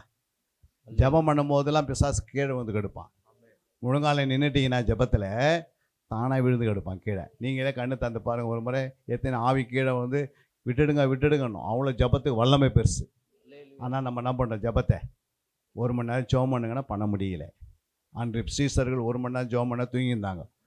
ஆண்டவர் சொன்னார், சோதனைக்காரன் வரா, சீக்கிரம் என்ன பண்ணுங்க, 1 மணி நேரம் ஜெபம் பண்ணாது. அவங்க ஜெபம் பண்ணாதனால என்ன நடந்தது? அவங்களுக்கு 1 மணி நேரம் அவங்க ஜெபம் பண்ணாதனால அன்று இரவு என்ன நடந்தது சீசர்களுக்கு? சொல்லுங்கம்மா யாராவது. ஓடிட்டாங்க. ஓகே. அன்றைக்கி நைட் என்ன நடந்தது? இயேசுவை பிடிச்சிட்டாங்க. இப்போ சீசரோட நிலைமை என்ன ஆயிடுச்சு? மேய்ப்பனை ஆண்டு பிடிச்ச பிறகு மந்தைகள் என்ன பண்ணோம்? சிதறடிக்கப்படும். இப்போ எப்படி சிதறடிச்சு ஓடினாங்க தெரியுங்களா? நிர்வாணமாக ஓடினாங்க. அந்த 1 மணி நேரம் ஜெபம் பண்ணாதனால. 1 மணி நேரம் ஜெபிக்காதவங்க ஆண்டுக்கு முன்னாடி நிர்வாணமாக இருக்கிறாங்கன்னு அர்த்தம். புரியுங்களா? நீங்கள் ஒரு வேளை இங்கே ட்ரெஸ் போட்டு உட்காந்து நம்ம கேட்டுக்கலாம் வசனத்தை. ஆனால் ஆண்டுக்கு முன்னாடி பிசாசுக்கு முன்னாடி என்னவா இருக்கிறீங்க? நிர்வாணமாக இருக்கிறீங்க. உங்கள் நிர்வாணத்தை மூடணும்னா நீ என்ன பண்ணிட்டாங்க? வசனம் சொல்லுகிறது பாருங்க. வெளிப்படுத்தல் 16:15. இதோ திருடனை போல் வருகிறேன். தன் மானம் காணப்பட பாருங்க. உங்களுடைய மானத்தை நீங்கள் என்ன பண்ணக்கூடாது? காணப்படத்தக்கதாக நிர்வாணமாய் நீங்கள் நடவாதபடி நிர்வாணமாய் நடவாதபடிக்கு விழித்துக் கொண்டு பாருங்க, எங்க நிர்வாணம் சொல்றாங்க, அதை விடுத்து கொண்டு தன் வஸ்திரங்களை தன் வஸ்திரங்களை காத்துக் கொள்கிறவர்கள் பாக்கியவான். பாக்கியவான்கள், பாக்கியவாதிகள். உங்க நிர்வாணத்தை நீங்க எப்ப காட்டுவீங்கன்னா, நீங்க விழுத்திருந்து ஜெபிக்கல அப்படின்னா ஆல்ரெடி வரைகள் என்ன பண்ண முடியாது, போகலாம் முடியாது. அல்லேலூயா. இங்க இருக்கலாம். அடக்காராதனைக்கு பாஸ்டர் வந்து என்ன பண்ணுவார், அடக்கம் பண்ணுவார். அடுத்தது பிறந்த நாளைக்கு பிரேஷ்டை பண்ணுவார். திருமண நாளைக்கு திருமண காரியங்களை செய்வார். நிச்சயம் பண்ணுறானிக்கு நிச்சயம் பண்ணுவார். இந்த வேலைலாம் செய்யலாம். ஆனால் பரலோகத்துக்கு நீங்கள் உள்ளே போகணும்னா உங்கள் நிர்வாணத்தை நீங்கள் தான் மூடணும். நீங்கள் விழுத்திருந்து என்ன பண்ணியிருக்கணும், ஜோம் பண்ணலை அப்படின்னா நல்லா மெல்ல கட்சி தூங்கினதுன்னா பிசாசு களை விதைத்துட்டு போயிடுவான். காலைல பார்த்தீங்கன்னா களை தான் இருக்கும், வேறு எதுவும் இருக்காது. எப்படி வந்தான் பிசாசா, நீ நித்திரையாக இருக்கும்போது பிசாசு என்ன பண்ணிட்டான், களை விதைப்பான். பாட்டு மட்டும் பாடுறோம், நித்திரையாக இருக்கும்போது பிசாசு களை விதைப்பான்னு. ஆனால் அது ப்ராக்டிக்கலாக கொண்டு வரது ரொம்ப கஷ்டம். பாட்டு ஈஸி, எல்லா பாட்டும் பாடுறதுக்கு கஷ்டமா? என்னம்மா நிறைய பாட்டு பாடி நம்ம என்ன பண்ணலாம். இயேசு 3 நாள் மீட்டிங் வச்சு நடத்தினார். எந்தில் பாட்டு பாடினார். அவர் வசனத்தை அழகாக பேசினார். ஜனங்க விடுதலை பெற்றாங்க.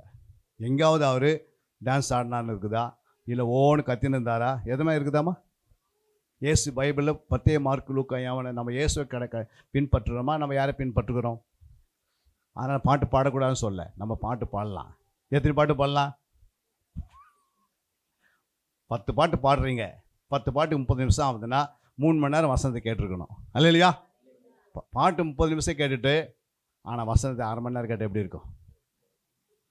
பாட்டு பாடும்போது ஆண்டவர் மகிமைப்படுவார். ஆனால் வசனத்தை கேட்கும்போது என்ன ஆகும்? நம்ம பாட்டு பண்ண ஆண்டவர் மகிமைப்படுறாரு. ஆனால் அவர் பேசும்போது நம்ம வசனத்தை என்ன பண்ணோம், கேட்கணும். அவர் பேசும்போது வசனத்தை நான் கேட்க மாட்டேன் அப்படின்னா எவ்வளோ கஷ்டம்.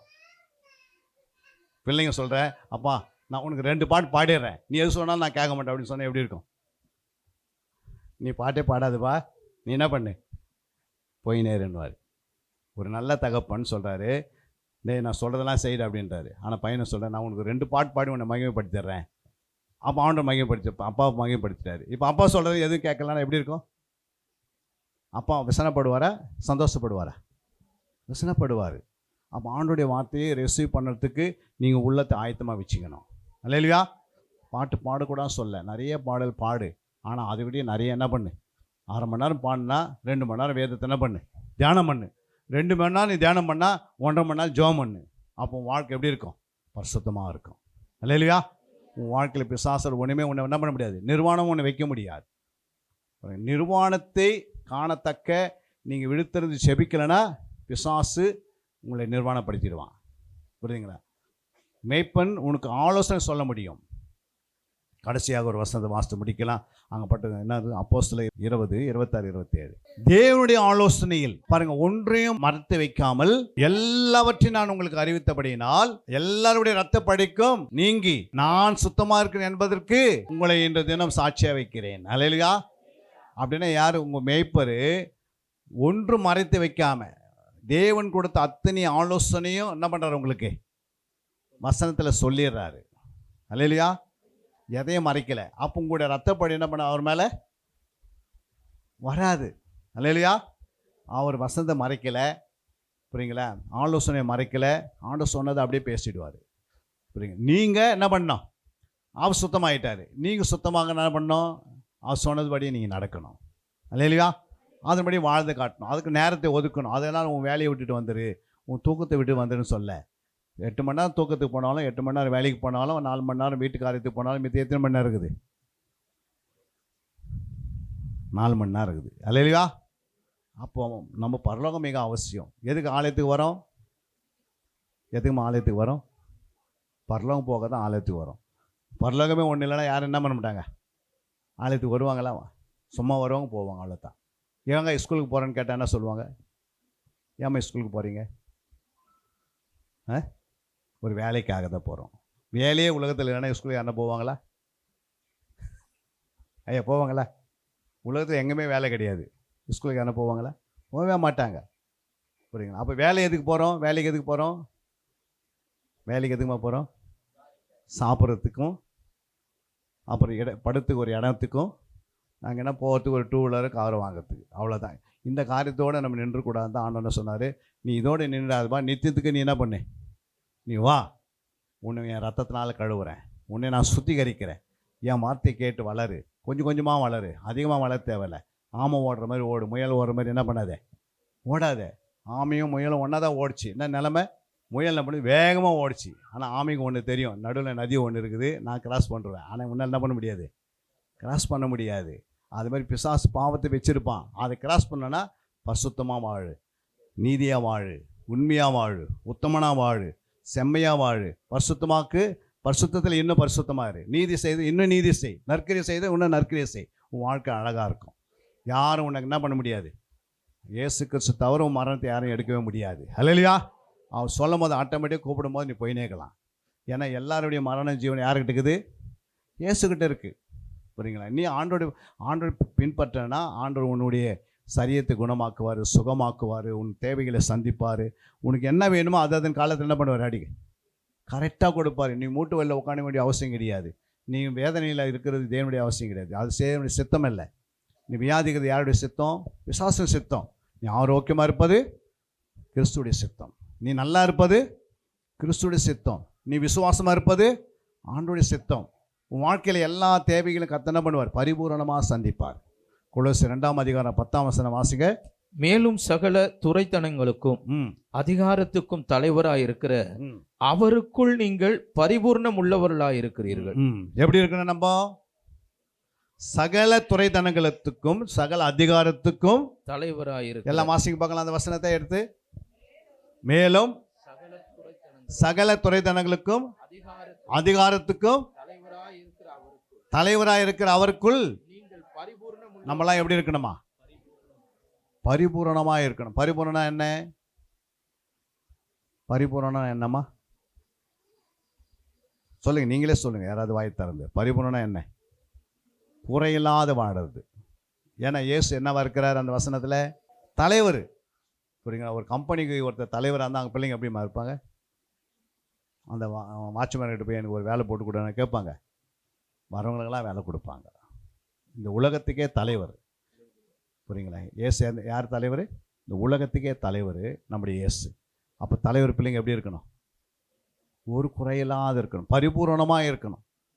எனக்கு வீடு இல்லைங்க, எனக்கு வேலை இல்லைங்க, எனக்கு சரியான படிப்பு இல்லைங்க அப்படி சொல்கிறான்னு என்ன அர்த்தம், ஆண்டவர் இன்னும் அறியலைன்னு அர்த்தம். இல்லையா? கர்த்தரை நீ கரெக்டாக அறிஞ்சா உனக்கு எல்லா நன்மைகளும் உன்னை தேடி வரும். உன்னை பரிபூரணமாக வச்சுடுவார். ஒரு குறையில்லாத பரிபூரணம் என்ன அவரே சொல்ல பாருங்க. எல்லா துரைதனங்களுக்கும் எல்லா அதிகாரத்துக்கும் என் பிள்ளைங்க எப்படி இருக்கணுமா, தலைவராக இருக்கிற அவருக்குள்ள எப்படி இருக்கணுமா, பரிபூரணமாக இருக்கணும். ஏன் தலைவர் ஆகினார், எப்போ தலைவராக ஆனார் இயேசு கிறிஸ்து? அதே 15-16 வாசனம் அதிலே இருக்கு பாருங்க. துரைத்தனங்களையும் அதிகாரங்களையும் உரிந்து பாருங்க. துரைத்தனங்களையும் அதிகாரங்களையும் உரிந்து கொண்டு வெளியரங்கமான கோலமாக்கி அவைகளின் மேல் சிலுவையிலே வெற்றி சிறந்தார். அப்ப என்ன செய்தார் ஆண்டவரே, துரைத்தனங்கள் அதிகாரங்கள் என்ன பண்ணிட்டார், பிசாசுடைய துரைத்தனங்களையும் அதிகாரங்களையும் உரிந்து கொண்டார். இல்லையா? உரிந்து கொண்டார் எப்படின்னா, ஒரு மாட்டுக்கு தோலை உரிச்சிட்டு அனுப்பார். எப்படி மாடு எப்படி ஓடுதுன்னு பாருங்க. மாட்டுக்கு தோல் உரிச்சிடுவே, உயிரோடு இருக்கிற மாட்டுக்கு தோல் உரிச்சு எப்படி இருக்கும், எப்படிமா இருக்கும்?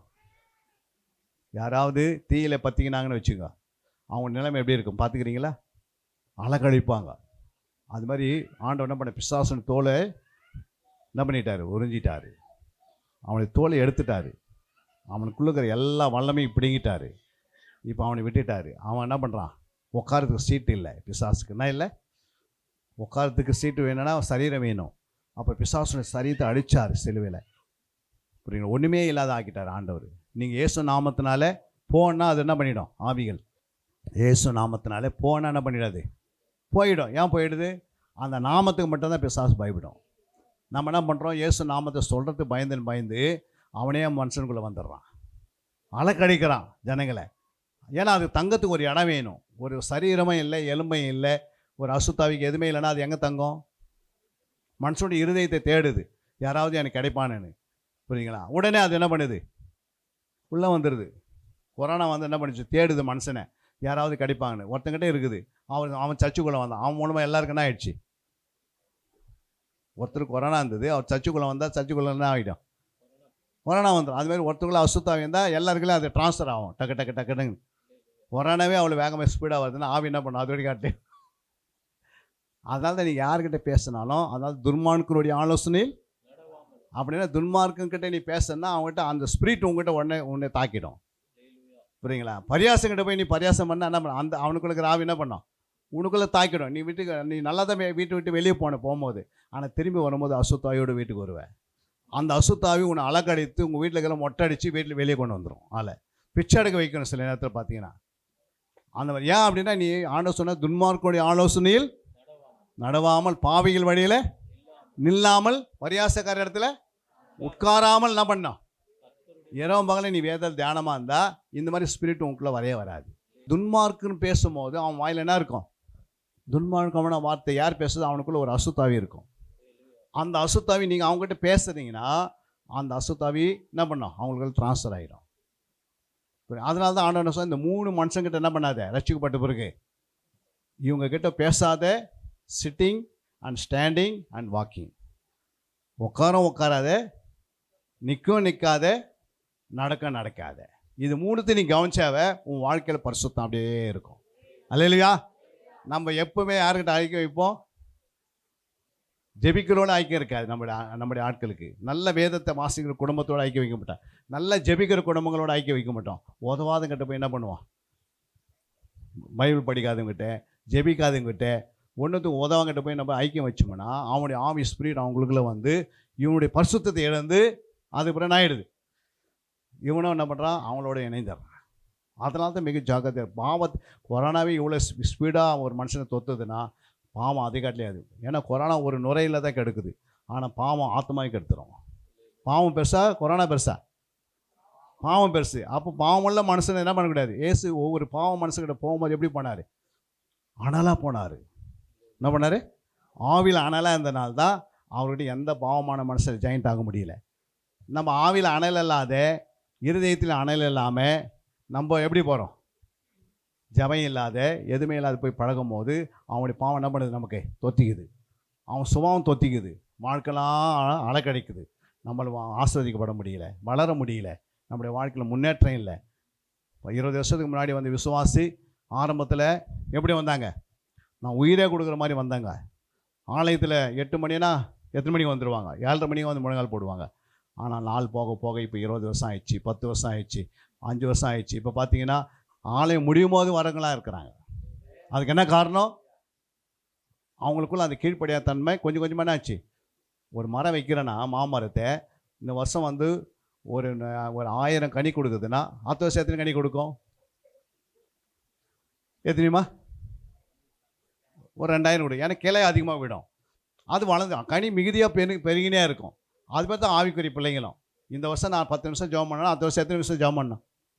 5 நிமிஷம் ஜெபம் பண்ணணுமா? எத்தனை நிமிஷம்? 20 நிமிஷம் ஜெபம் பண்ணு. இந்த வருஷம் நீ 20 நிமிஷம் ஜெபம் பண்ணுன்னா 2026 வரும்போது 40 நிமிஷம் ஜெபம் பண்ணு. உன் ஜெப நேரம் பழகி இருக்கணும். உன்னுடைய ஆவியின் கனி அன்பு பெருகி பூரண அன்பத்துக்குள்ளே போயிருக்கணும். விசுவாசம் பூரணத்துக்குள்ளே போயிருக்கணும். இப்படி உன்னுடைய வாழ்க்கையில் சந்தோஷம் பெருகி இருக்கணும். 4 பேருக்கு சந்தோஷம் ஊட்டுற அளவுக்கு நீ என்ன பண்ணியிருக்கணும்? அந்த அளவுக்கு வளர்ந்துருக்கணும். ஆவியிலையும் வளர்ந்துருக்கணும். சரீரத்திலே தேவைகள் என்ன பண்ணிக்கணும்? கை நிறைய ஆண்டவர் காசு கொடுப்பாரு. உனக்கு எல்லா நன்மைகளை செய்வதுக்கு நீ ஆண்டவர்கிட்ட கேட்டால் கொடுப்பாரு. அதையும் கர்த்தனை பாரு. அதுவும் நீ சம்பாதிக்கிறதுக்கு உனக்கு பெரிய பெரிய வழியை காட்டுவார். மாதத்துக்கு 10,000 சம்பாதிக்கிறதுக்கு 1 லட்சம் சம்பாதிக்கிறதுக்கு என்ன பண்ணுவார்? வழி வசதி திறப்பார். நீ படித்த படிப்பு கொஞ்சம் கம்மி தான், ஆனால் அதிக சம்பளத்தில் உட்காரிப்பார். முடியாதா? யோசப் கொஞ்சம் தான் படித்தார். எங்கே உட்காந்தார்? பிரதமராக உட்காந்தார் எகிப்தில். அல்லேலூயா. அவர் படித்த படிப்பு கொஞ்சம் தான், ஆனால் எங்கே உட்கார வச்சார்? தானியேல் அப்படி படிப்பாருங்க. எங்கே கொண்டு போய் உட்கார வைக்கிறாரு? சிங்காசனத்தில் உட்கார வைக்கிறார். தாவீது பாருங்க, ஆடு மேய்ச்சிருந்தா எங்கே உட்கார வச்சார்? ஆண்டவர் சிங்காசனத்தை உட்கார வச்சார். அப்போ தாவீதும் மனுஷன்தான், தானியேலும் மனுஷன்தான், யோசேப்பும் மனுஷன்தான். நம்மளாம் யார்? நம்ம மிருகமா? நம்மளும் மனுஷன்தான். நம்மளே கொண்டு ஆண்டு வைப்பாரே வைக்க மாட்டாரா? இந்த பட்டணத்தில் உன்னை உயர்ந்த ஸ்தானத்தில் கம்பெனி வைக்கணும் வைப்பார். ஆனால் ஆண்டு அவர் மேலே விசுவாசம் குறைவு, அவர் மேலே வைக்கிற நம்பிக்கை குறைவாக இருக்கிறனால தான் நம்ம என்ன பண்ணுறோம்? எல்லோரும் கீழே வேலை செய்யணும் இருக்கிறோம். அல்லேலூயா. ஆனால் உன்னை உயர்த்தினா அவருக்குள்ளே நீ அடங்கிரு, அவருக்குள்ளே தாழ்மையாரு, அவரை அறிகிற அறிவில் வளரு, அவருடைய சித்தத்தை செய், அவருக்காக நீ ஓடிப்பார், அவருக்காக ஒரு ஆளுக்கு நீ சத்தியத்தை சொல்லிப்பார். கர்த்தர் உன்னை டாப் லெவலில் கொண்டு போயிட்டு 10 மாதம் சம்பளத்தை ஒரே மாதத்தில் கொடுப்பார். அல்லேலூயா. நாங்களாம் 40 வருஷம் மிலிட்டரியில் வேலை செய்தோம். எத்தனை வருஷம்? 40 வருஷம் மிலிட்டரியில் வேலை செய்து 25 வருஷம் ஊழியம் செய்திருக்கிறோம். புரியுங்களா? ஐயாலாம் இருக்கும்போது நான் கவர்மெண்ட்டில் சென்ட்ரல் கவர்மெண்ட்டில் தான் வேலை செய்திருந்தோம். வேலை செய்து 40 பக்கம் 40 ஜபத்தை போடுவோம். வேலை செய்து கொண்டு போது நீங்கள் வேலை செய்யும்போது 1 மணி நேரம் ஜபத்துக்கு வானா என்ன பண்ணுறோம்? இவ்வளோ தொழில் எப்படிங்க வர்றது? நீ ஜபத்துக்கு வர வரை உன் ஆவியில் என்ன பண்ணுற? வளர்ற. சரீரத்தோட தேவைகள் தானே சந்திக்குது. ஜபம் என்பது சாதனை இல்லை. உபவாசம் சபையில் வைக்கிற ஜபத்துக்கெல்லாம் ஏன் வரணும்னா உன் ஆவிக்குரிய ஜீவம் வளருது, சரீரத்தின் தேவைகளும் ஆட்டோமேட்டிக் சந்திக்கப்படுது. வியாதி ஒன்று நெருங்காது, பாவம் ஒன்று தொத்தாது, தானாகவே ஒன்று வெளியில் ஆக்கின்னு இருக்கும். யாரும் ஐயோ வந்து உன் கை மேல் தலைமையில் கை வைக்க வேண்டிய அவசியமே கிடையாது. நீ ஆலயத்தில் நடக்கிற ஒவ்வொரு காரியத்திலையும் உன் நேரத்தை கரெக்டாக பயன்படுத்திட்டுனா உங்கள் வீட்டுக்காரர் எவ்வளோ தொழில் இருந்தால் தண்ணி அடிச்சிருந்தாலும் உடனே உட்கார வருவார். ஆண்டவர் அடிச்சு கொண்டு வந்து உள்ள உட்கார வச்சுருவார். ஏன்னா அந்த ஜபத்துக்கு அவ்வளோ வளம் இருக்குது. அவர் மேலே இருக்கிற அசுத்தாவை என்ன பண்ணோம்? அலக்கடிக்கும் ஓடுறதுக்கு வெளியும். ஏன்னா இங்கே நீ முழங்கால் படியிடாமல் தேவ பாதத்தில் வர மாதிரி தேவ சமூகத்தில் வந்து நீங்கள் ஜபம் பண்ணாதனால தான் குடும்பம் அப்படியே இருட்டிலே இருக்குது. எது செய்தாலும் என்ன பண்ணல, வாய்க்கல. குடும்பத்தில் எப்போ பார்த்தா சண்டை, ஒருவருக்கு ஒரு சண்டை, தூக்கம் இல்லை, சரியான குடும்பத்தில் என்ன இல்லை, ஆகாரம் கூட இல்லாத இருக்குது. ஆனால் ஆண்டவர் சொன்னார் பரிபூரணமாக இருங்கன்னாரு. என் பிள்ளைங்க எப்படி இருக்கணும்? பரிபூரணம். கண்களை மூடி நாம் செபிக்கலாம். அன்பிற்குரியவர்களே, சத்திய வேத ஆராய்ச்சி வித்யாசாலை தரிசன ஊழியம் 1. வடமாநிலத்தில் 300 திருச்சபைகளை உருவாக்குதல். 2. மாதம் ஒருமுறை எழுப்புதல் உருவாக்கும் எழுப்புதல் கூட்டம். 3.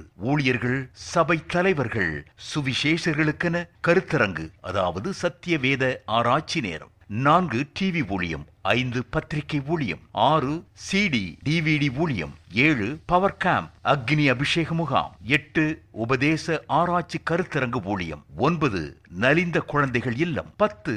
24 மணி நேர ஜெப மையம். 11. சத்திய தேவ ஆராய்ச்சி கல்லூரி. 12. சிறுவர்கள் உருவாக்கும் ஊழியம். 13. மருத்துவ முகாம். 14. ஜெயில் ஊழியம். 15. கைப்பிரதி ஊழியம். 16. கிராம ஊழியம். 17. மிஷனரியை உருவாக்கும் ஊழியம். 18. நன்றி துதி ஆராதனை கூட்டங்கள். 19. சமூக நலப்பணிகள் ஊழியம். 20. இன்டர்நெட் மூலமாக ஆன்லைன் படிப்புகள். இது விரைவில் வரவிருக்கின்றது. 21. தேவனுடைய வருகைக்கு ஆயத்தப்படுத்துதல். இதனுடைய நோக்கங்கள்: 1 கோடி சீடர்கள் உருவாகுதல், 1 கோடி ஜாமக்காரர்கள் உருவாகுதல், 1 கோடி யுத்த வீரர்கள் உருவாகுதல், 1 கோடி ஊழியர்கள் உருவாகுதல். தரிசனத்தை அவன் கண்டபோது அவர்களுக்கு சுவிசேஷத்தை அறிவிக்கும்படி கர்த்தர் எங்களை அழைத்தார். புறப்பட்டு போக பிரயத்தனம் பண்ணி. அப்போஸ்தலர் நடபடிகள் 16:10.